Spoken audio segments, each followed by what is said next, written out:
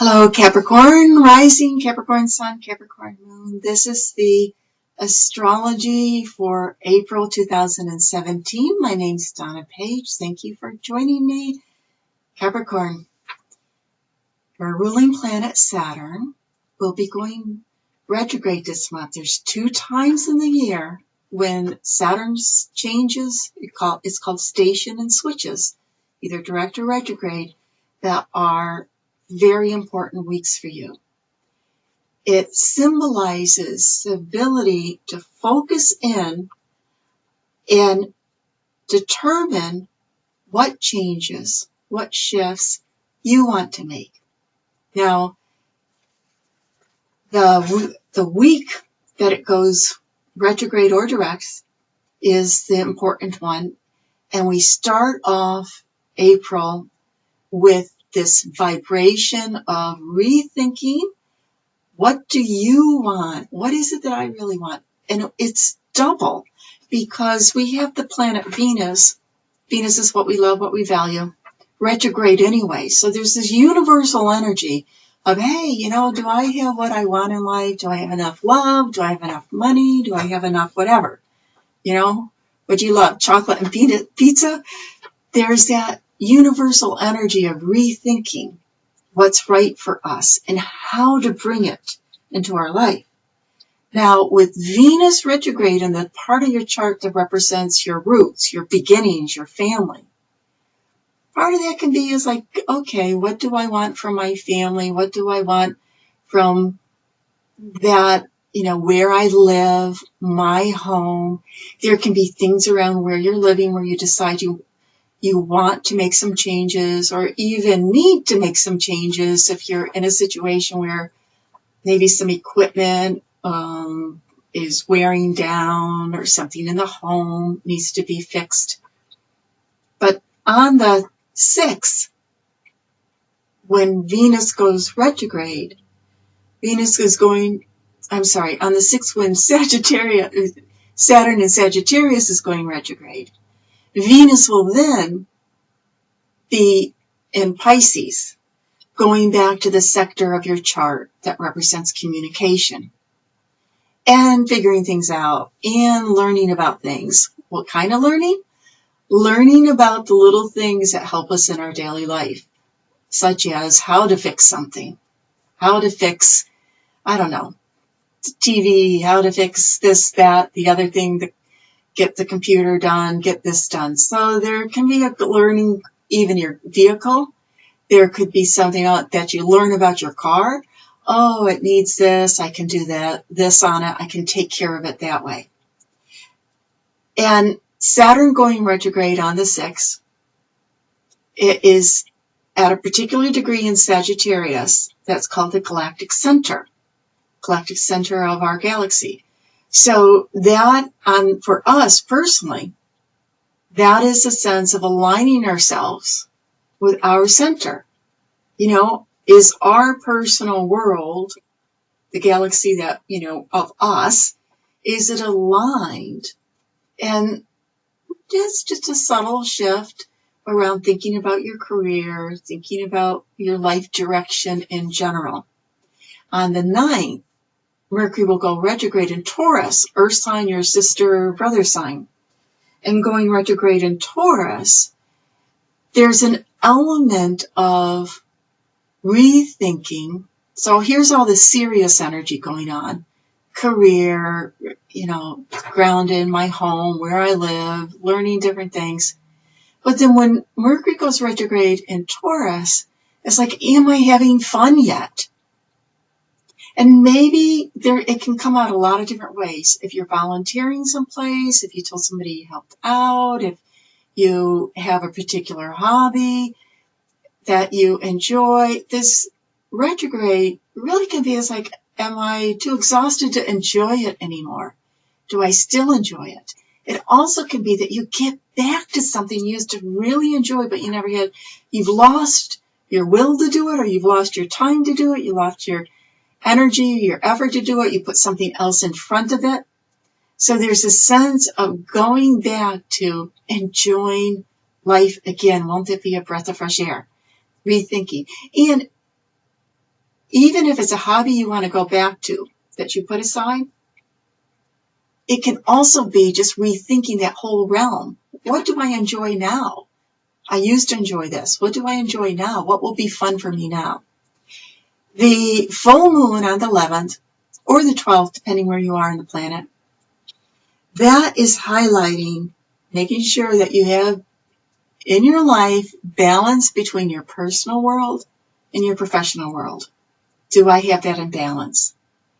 And it can come up with an emphasis. There might be a little bit more emphasis on home and family and scrambling around, making sure everything's set around that where you're living, and then pulls you back into your professional life. But am I going the direction I want? I have all these opportunities because this energy is connected with Jupiter up in your career sector, and that is opportunities. So what are the opportunities? And are they real, or are they just some fleeting thing?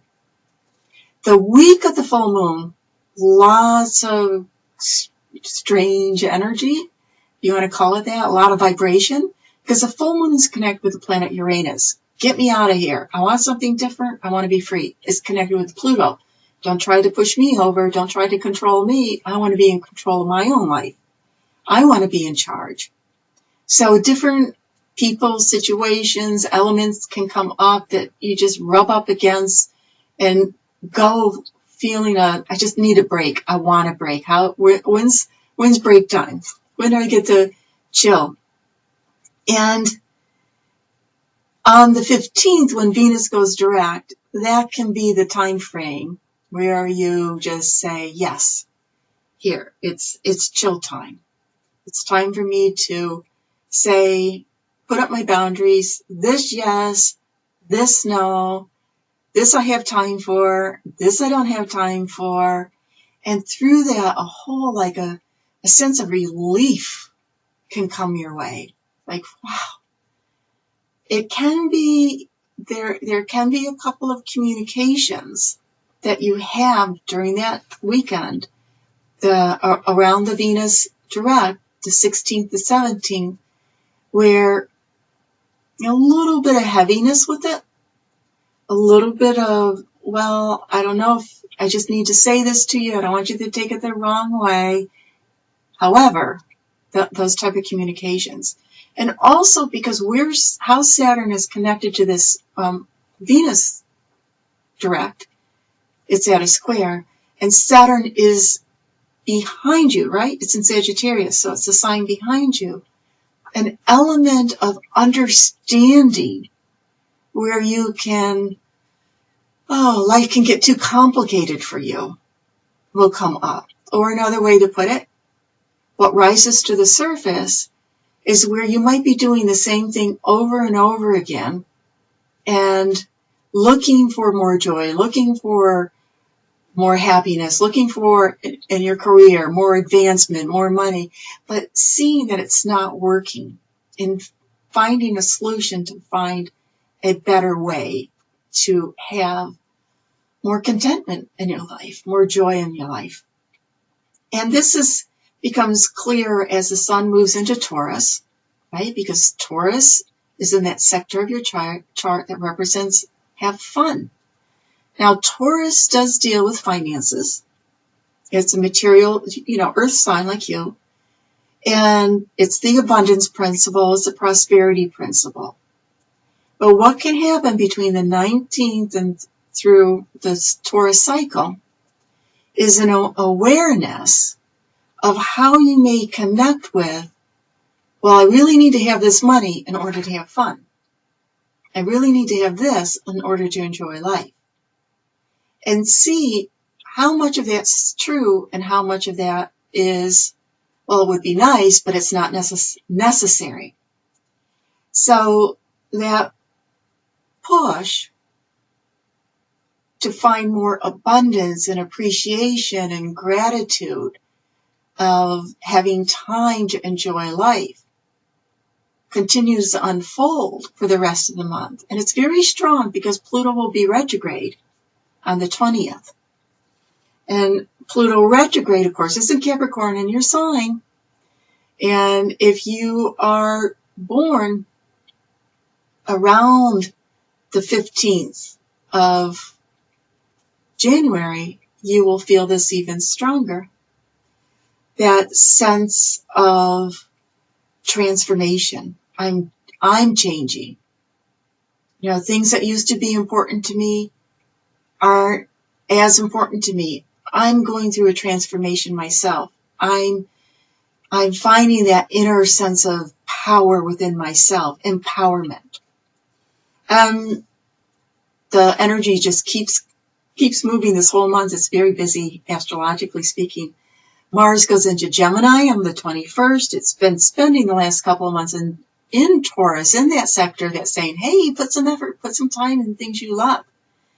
Then it shifts over to Gemini, and it's making some adjustments. You could be making some adjustments by the end of the month, and it shifts into a sector of your chart that is about taking care of yourself, your health, your diet, your routine, doing the little things in life that aren't necessarily most fun to do, but when they're done, you're happy they're done.